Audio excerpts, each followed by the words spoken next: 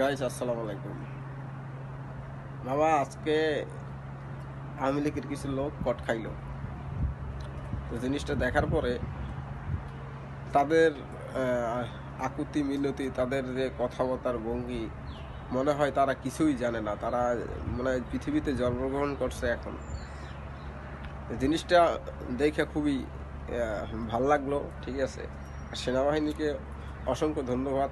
তাদেরকে, তাদের প্রতি যে আমাদের শ্রদ্ধা, সম্মান, ভালোবাসা, সেটা আজীবন থাকবে। আসলে তারা মুখে যেটা বলে ওটা না, তারা কাজে কইরেও দেখাইছে। তো আজকে দেখলাম এই সিবিজে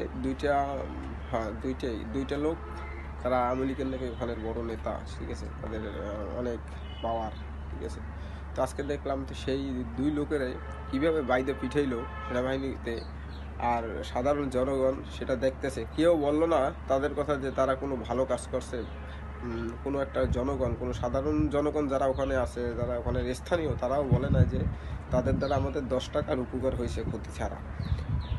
তাই আওয়ামী লীগ ভাই ও বোনদেরকে একটা কথাই বলবো, আপনারা এইভাবে কোনো কিছু না কইরা মানুষের পাশে থাকার চেষ্টা করেন। সবাই ভালো থাকবেন, সুস্থ থাকবেন। আসসালামু আলাইকুম।